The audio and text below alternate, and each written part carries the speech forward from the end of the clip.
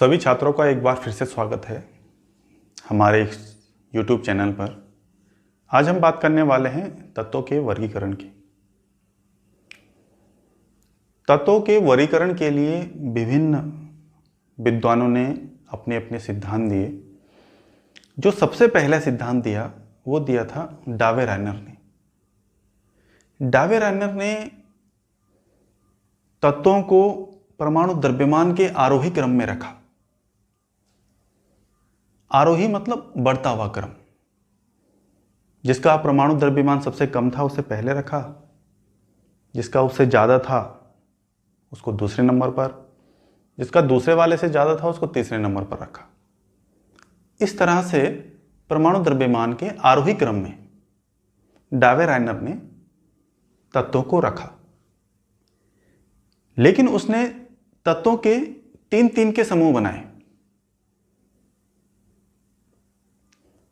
और तीन तीन के समूह उसने इस प्रकार से बनाए कि जो पहला और तीसरा तत्व है उनके परमाणु द्रव्यमान का औसत जो भी आएगा ठीक उतना लगभग दूसरे जो उनमें बीच में जो तत्व आएगा उसके परमाणु द्रव्यमान के बराबर होगा।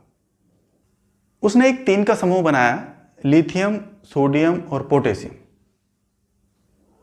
तो लिथियम का जो परमाणु द्रव्यमान है वो है 6.9, पोटेशियम का 39.0 और इन दोनों के द्रव्यमानों का औसत जो है 22.92 वो है लगभग सोडियम के बराबर, यानी कि 23। सोडियम का 23 होता है द्रव्यमान। तो इस प्रकार से उसने ये तीन के समूह बनाए। इन तीन के समूहों को उसने कहा त्रिक, कि त्रिक है। इस प्रकार से उसने जो ये तीन तीन के समूह है ये तीन समूह बना पाया। उसने लिथियम, सोडियम, पोटेशियम का एक समूह बनाया, उसने क्लोरीन, ब्रोमीन, आयोडीन का एक समूह बनाया और कैल्शियम, स्ट्रोंशियम और बेरियम का एक समूह उसने बनाया।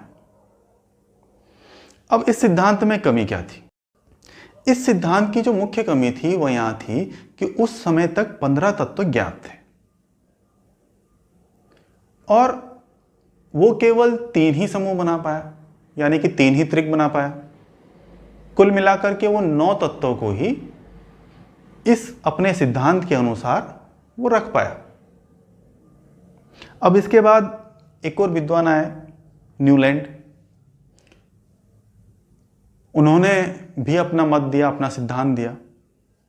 अब न्यूलैंड के समय तक जो तत्वों की खोज थी वो हो गई थी 56। अब इसने भी तत्वों को परमाणु द्रव्यमान के आरोही क्रम में रखा है, यानी कि सबसे कम पहला, फिर उसके बाद आगे। इसने सबसे पहले रखा हाइड्रोजन को, जिसका परमाणु द्रव्यमान सबसे कम है। और ऐसे करते करते इसने 56 तत्व अपनी सारणी में रख दिए और इसने बताया कि पहला तत्व के जो गुणधर्म हैं वो 8वें तत्व से मिलते हैं, यानी कि हर पहले तत्व के गुणधर्म 8वें तत्व से मिलेंगे। जैसे अगर हम इसकी सारणी को देखें तो हाइड्रोजन को पहला रखा और जो 8वां तत्व है फ्लोरीन, इसके गुण हाइड्रोजन से मिलते हैं। ठीक, तो इस तरह से हर 8वें तत्व के गुण उसने बताया कि समान होते हैं पहले तत्व के।